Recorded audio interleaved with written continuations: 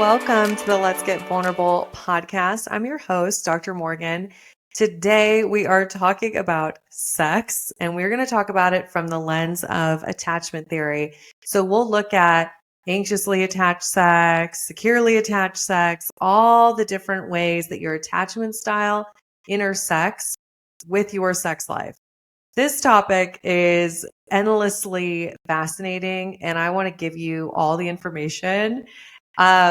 One thing I know is that there's a lot out there about how to improve your sex life or things you should try, spice it up, etc. I'm here to tell you that if you have not developed a secure attachment with your partner, anything that you're trying may give you like a short-term improvement in your sex life. However, research points to the thing that really truly improves your sex life over a long period of time is when you are securely attached to your partner. And we'll talk about why that is. Okay, we will. You probably have heard me at some point talk about anxious attachment and avoidant attachment and what happens when those two styles come together. So we're going to dive into that. Obviously, you probably already know about this if you've listened to the show, but I want to make sure you are aware. I am hosting a 3-day live event. It's happening September 20th, 21st, 22nd. I only do this once a year. Don't miss it. We'll put the link to register in the show notes. It's the 3-day Move to Secure Attachment Challenge. Okay, y'all, let's dive in. So with anxious attachment, this attachment style is actually using sex for approval. The primary function of sex for anxiously attached person is actually receiving reassurance. And I've talked about this before where with anxious attachment, you might even think, oh my gosh, am I addicted to sex? You can develop a really high need for lots of physical connection. And that's probably because you're not feeling reassurance in other ways.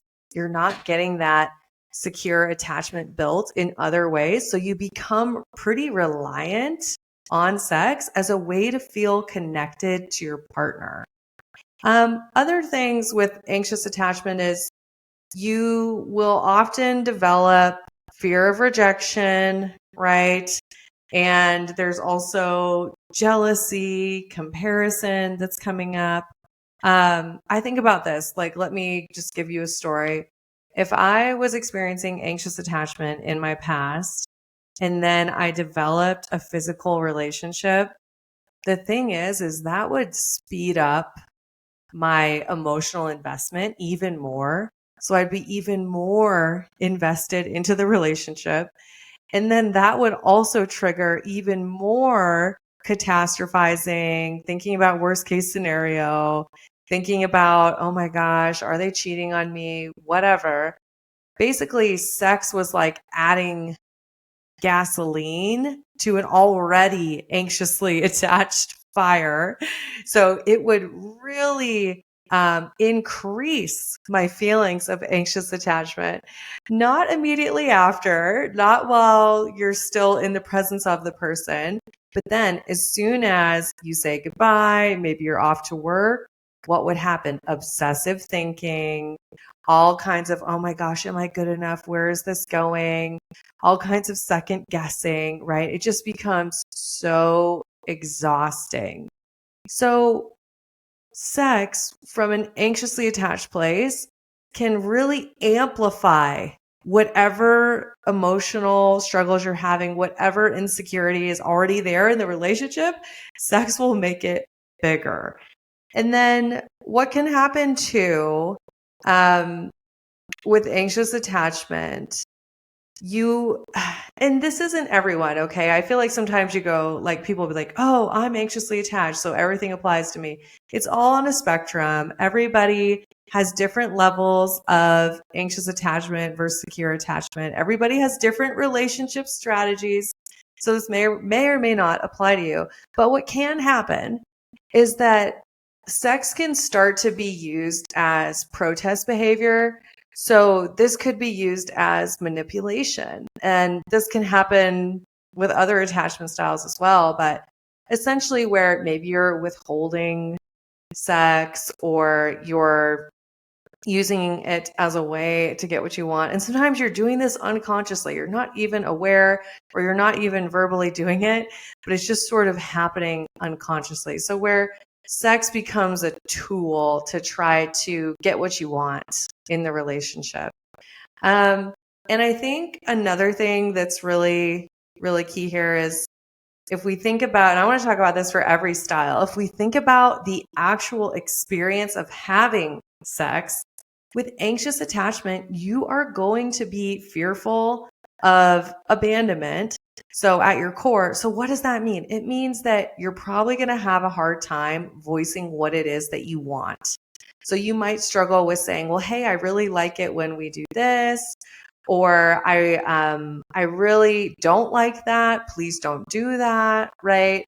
Or even just allowing yourself to really express yourself, like express your ideal way of being in a sexual connection. Like that might feel really closed off for you. You might have a hard time showing up that way, which, by the way, is going to impact your ability to enjoy sex, your ability to orgasm, right?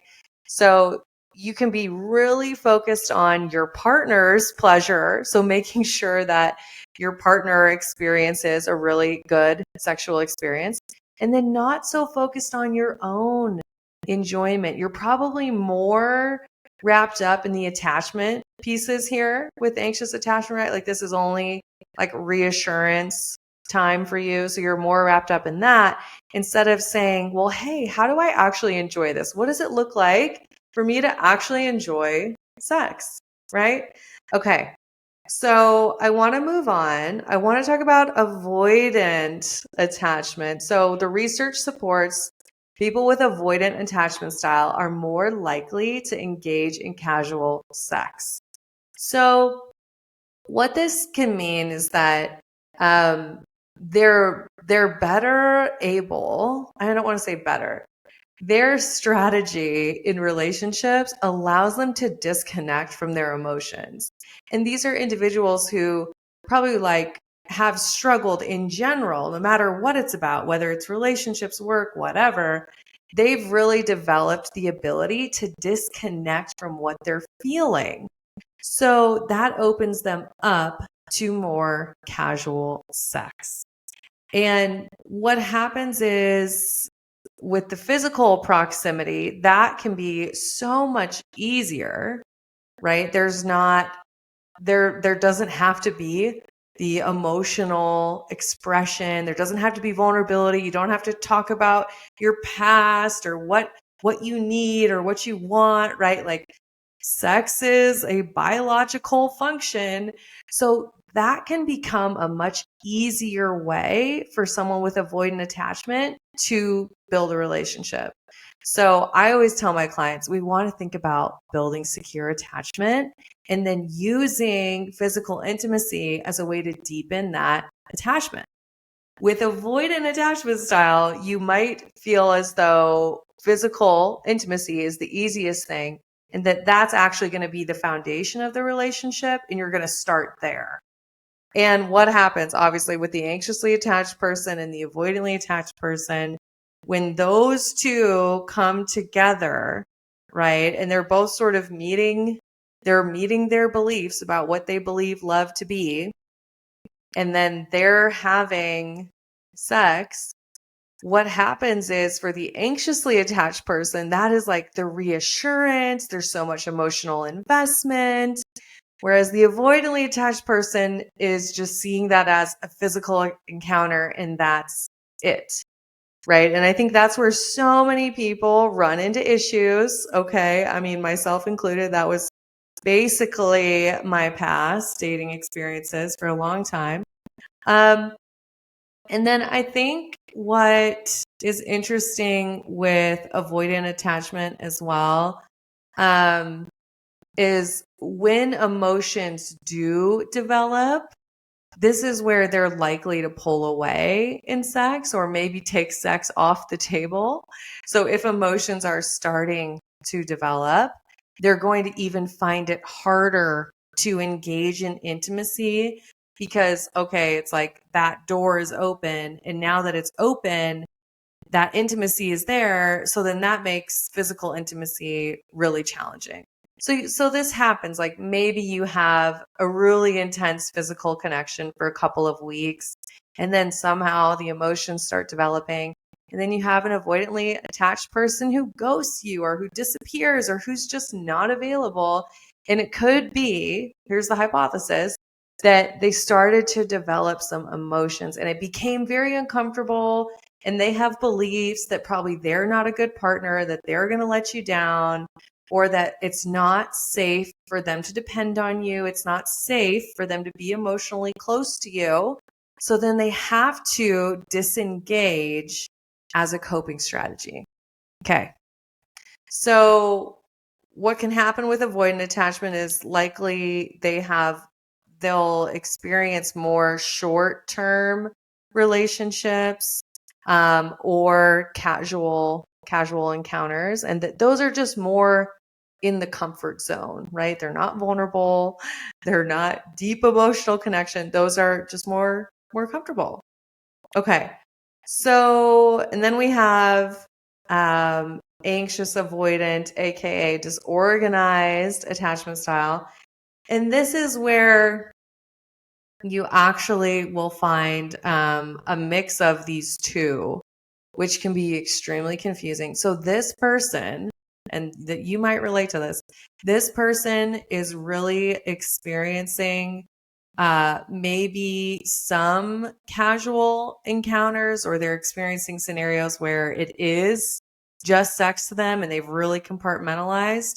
And then at the same time, they also will have moments where they feel so emotionally invested and it's not just sex and it means so much more, right? So it's that pendulum swing between the avoidant attachment approach and then the anxious attachment approach.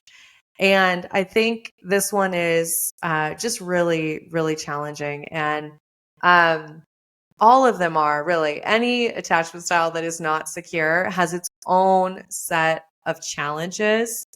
And I think what's fascinating here is realizing that the way that you experience sex and the way that you view sex is just so linked to your attachment style. So you can have a completely different sex life based on what your attachment style is. And that's why we're doing this episode today. So let's talk about where we all want to be, okay? We want to have securely attached sex. And I want to tell you beforehand that this really starts with becoming securely attached to yourself. I know it's cliche. Okay. Everybody talks about, well, you have to have a great relationship with you. It's absolutely true. And what I know is that when we can fully accept ourselves, so really working on radical acceptance, self-love, self-forgiveness is huge. A lot of people want to skip over that, but really looking at, well, what are the ways that maybe I failed myself in the past? What are the ways that I let myself down, right? And how can I have forgiveness for that? And then getting to the place of, I really love myself. I really value these things about me. For me, it was part of my body image healing journey, like really accepting that, okay, I have very thick thighs and they are strong and they are beautiful and they've carried me for over, 34 years of life. And I accept that I have thick thighs and I love them.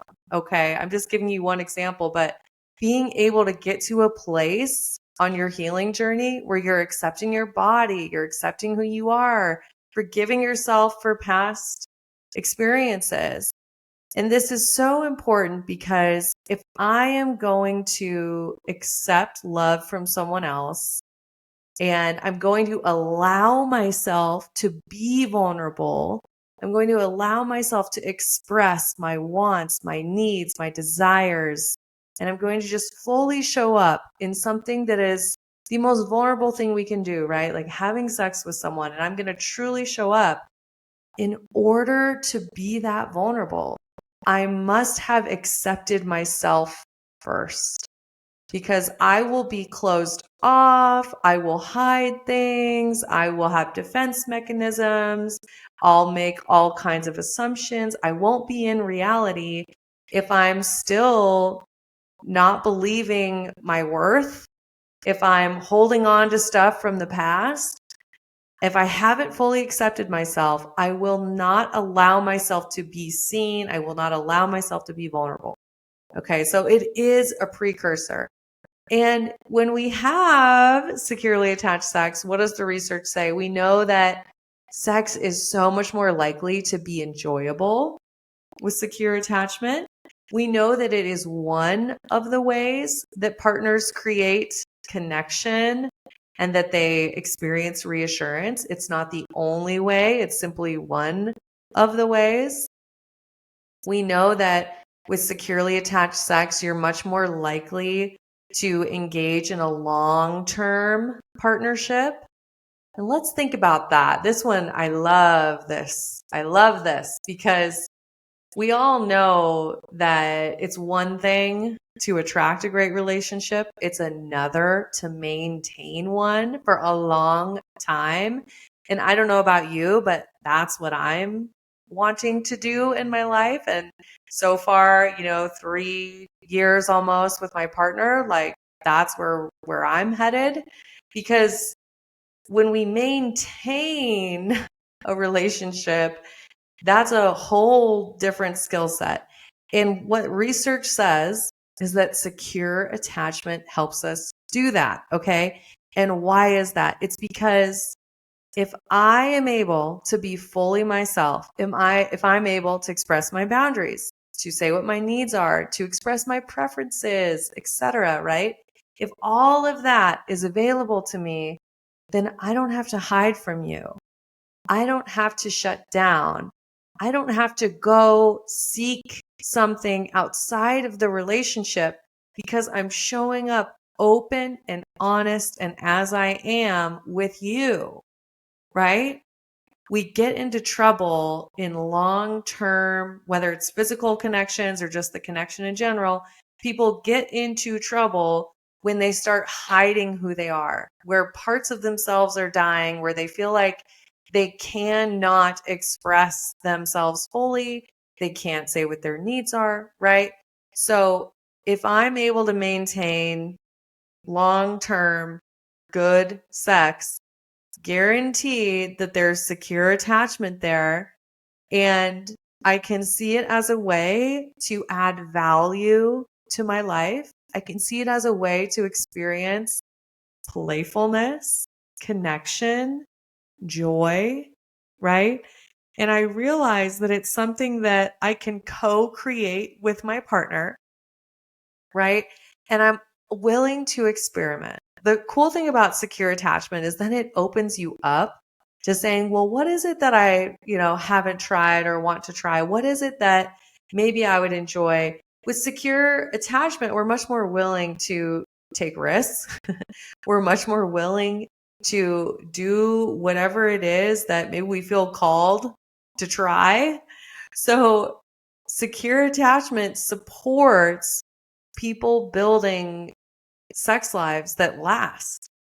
That's really what I want you to take away from this, and enjoyable sex lives.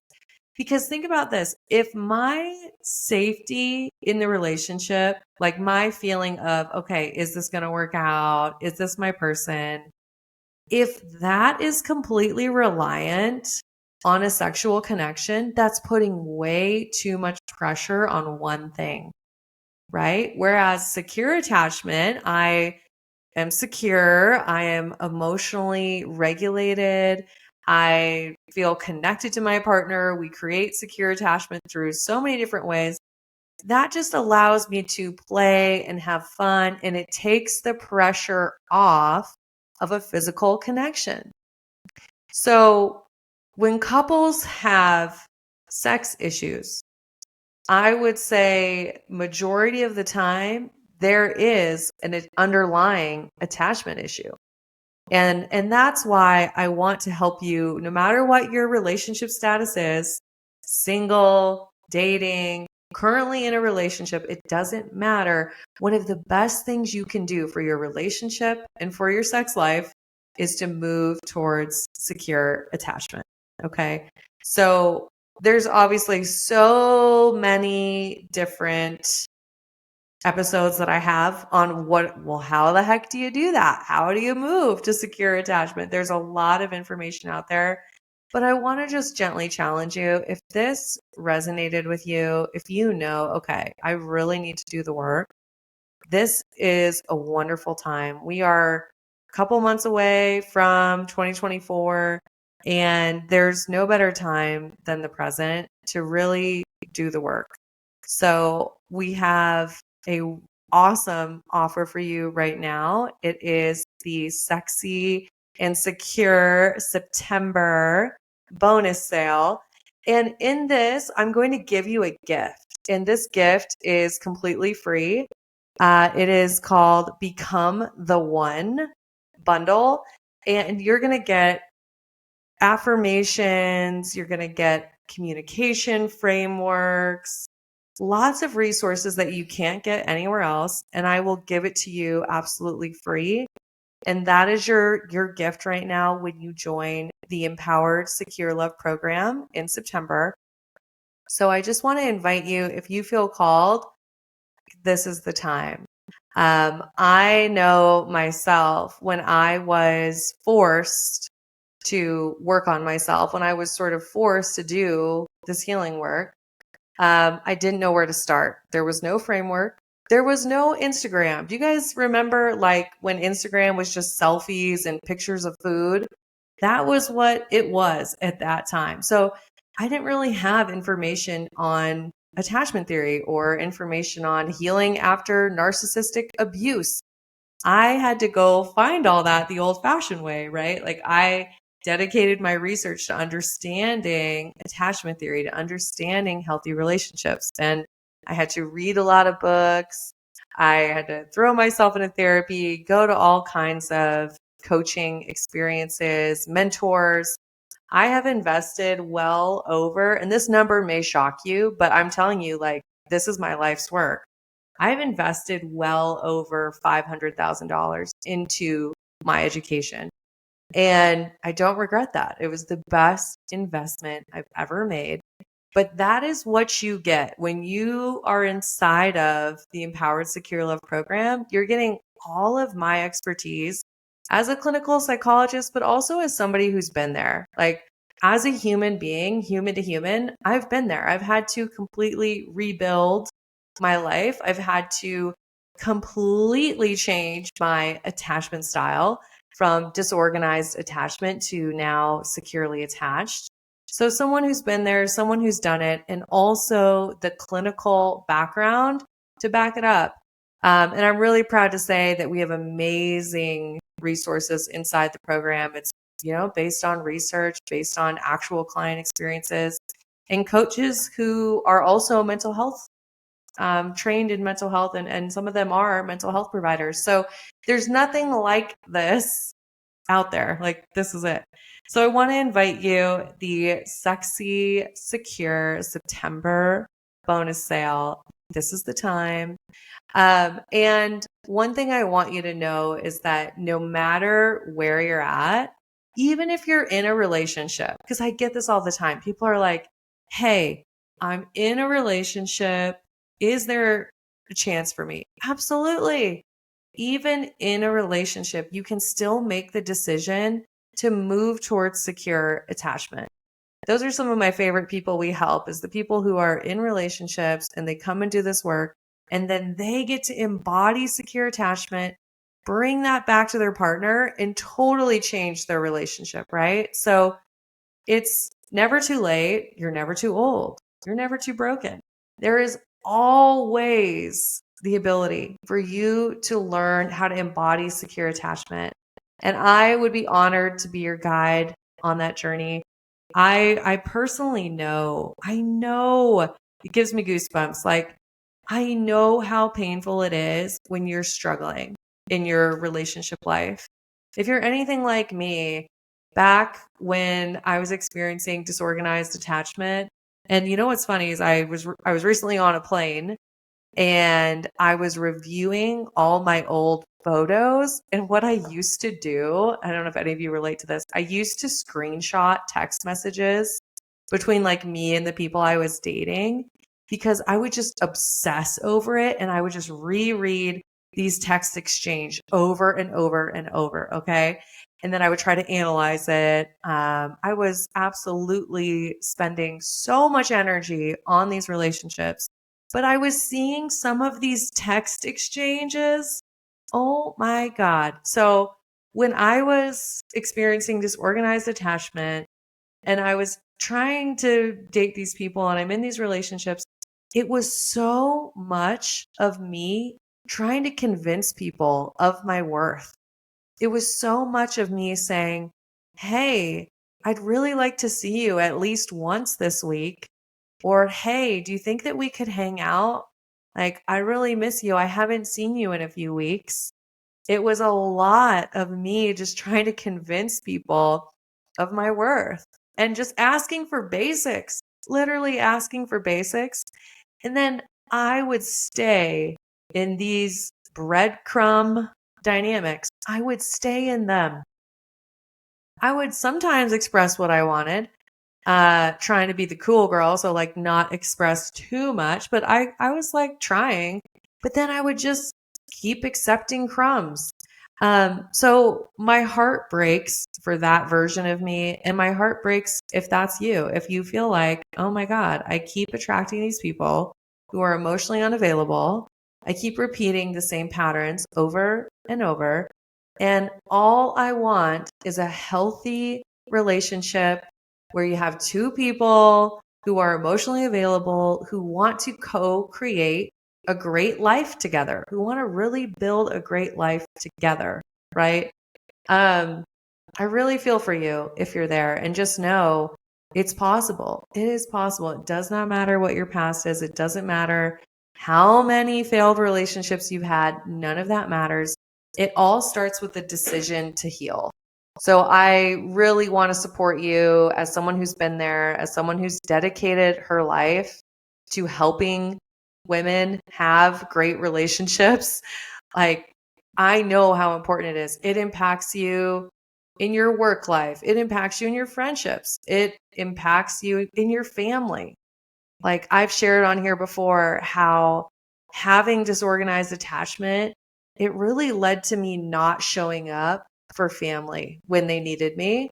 And that honestly breaks my heart. And I think that's one of the things now, like, that drives me so much, is being able to show up for my family, because as a securely attached person, as someone who's not putting all her energy into her romantic relationships, I now can give to my family. I can show up. I can be present.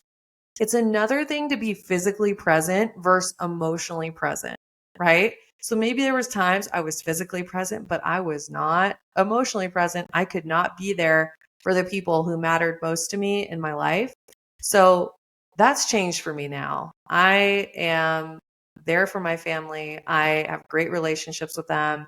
And that's because I am securely attached. So it's not just about creating a great relationship with the love of your life, although that is incredible. It's also about, who are you in your family, in your work life, like everywhere else in your life? Who are you? And I'm telling you that when you become securely attached, you will show up better in every single area of your life. All right. I love you no matter where you're at. Just know, I know you can do this. It's one decision. And obviously, if you want some help and maybe you've been listening to me for a while and you're like, okay, maybe this could work for me, this is a great time to join us. And we have that really special gift for you that you can't get anywhere else when you join the program this month. So use the link in the show notes or the link in my Instagram bio, and you can apply to the program that way. All right, y'all. I'm sending you so much love. I appreciate you. And of course, as always, I'm wishing you high self-worth and great relationships. I'll talk to you soon.